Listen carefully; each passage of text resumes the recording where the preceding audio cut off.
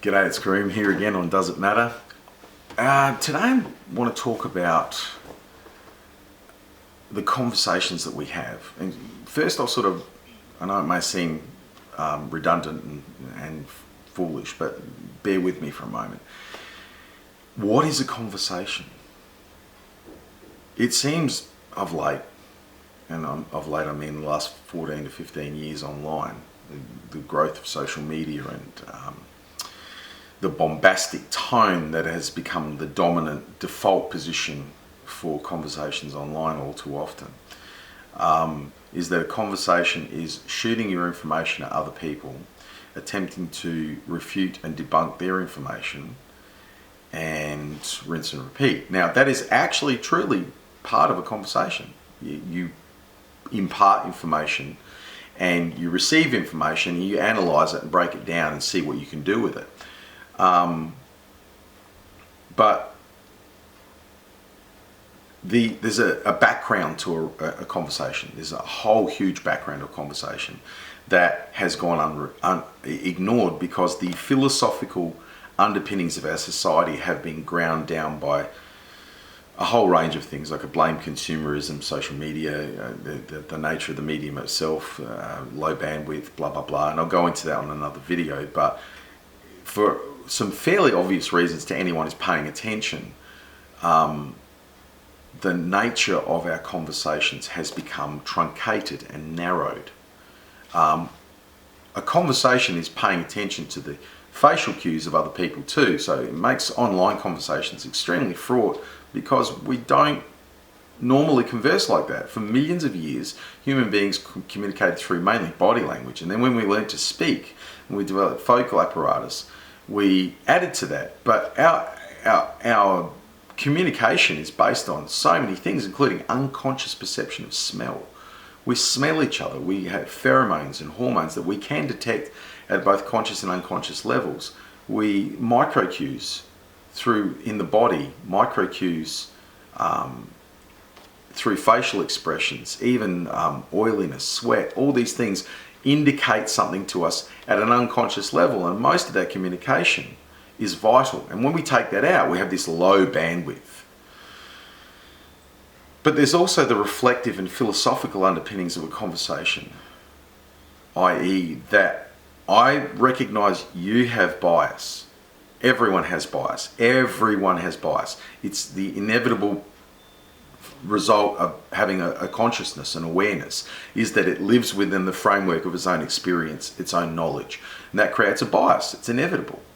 Science, our premier way of thinking, has many mechanisms throughout philosophy and science to offset bias, to try to come to some objective understanding or a better objective understanding by offsetting our own bias. Now, I've noticed in the conversations online that we don't offset our own bias much anymore. There's the presumption of correctness.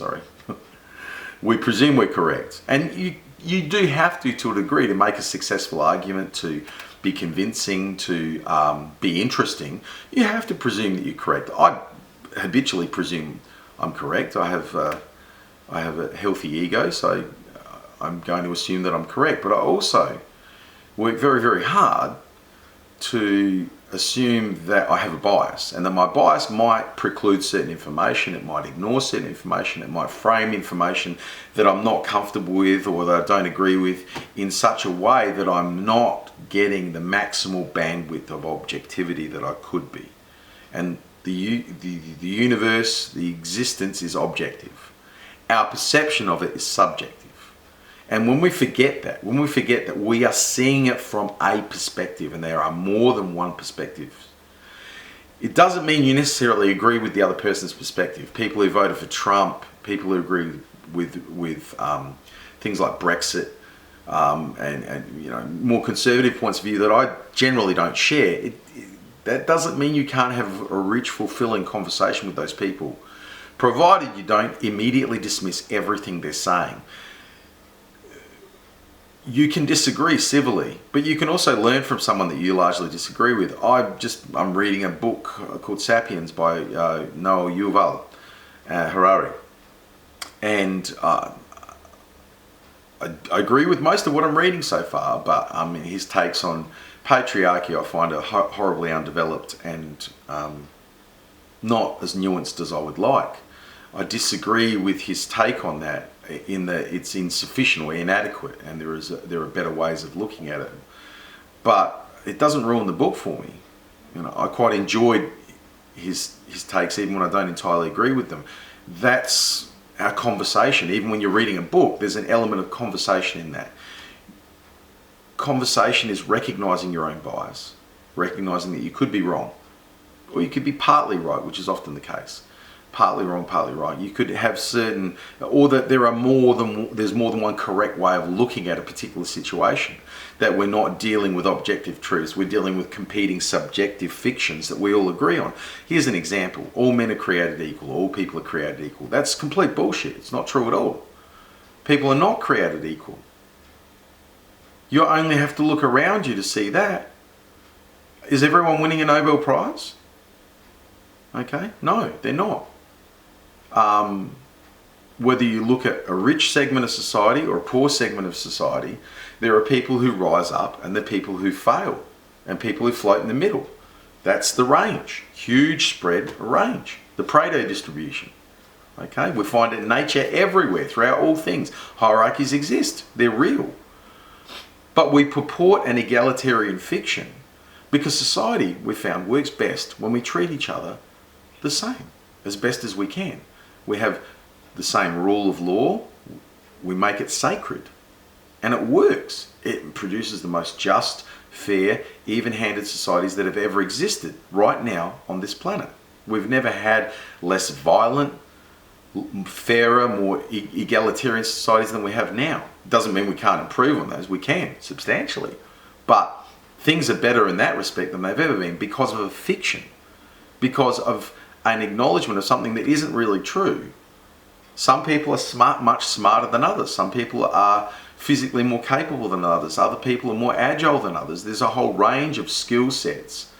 And genetics has a huge impact on them. Not just upbringing and culture. Those things also have huge impacts on them. But some people are just born smarter. Some people are born tougher and harder. Some people are born more resilient. Some people have immune systems that never get sick, no matter what. They eat pies and chips and all manner of things. They smoke until they're 85 and never get cancer. Other people get cancer and they've done everything right. They've lived on vegetables and eaten well and exercised, and they still get cancer and they still die. That's biology. That's the reality of the way we live, that there's a substantial percentage of our fate that is ruled by things that have happened before us in previous generations. And that's genetics and epigenetics, which I'll go into in another video because that's a fascinating distinction in the way they interact. Nonetheless, our conversations, I went on a bit of a tangent there, but our conversations need to reflect the complexity of our reality. If you're actually really trying to understand and teach reality and understand reality and you're engaging with someone properly, then you're listening to them to some degree as empathetically as you can. You're trying to find points of convergence. You're not just trying to shoot down everything they say. I've spent plenty of time doing that. I'm very good at it. I was in the debating team since I was in primary school. Okay, but at some point you realise that winning an argument isn't the point. That a conversation is more than an argument. It's an exchange between people. Philosophical reflection removes, to some degree, can mitigate your bias and remove prejudice, but there's still things you don't see, there's still things you don't know, and you have to be open to those things. You have to be open also to the experience of a Midwestern rust belter in America or a regional person in Queensland who's terrified of losing what little they have left after the rampant effects of globalization on those communities. And here I am, a greenie, running around telling them they need to get renewables and stop chopping down trees and doing all these things that actually do threaten to some degree their immediate benefit.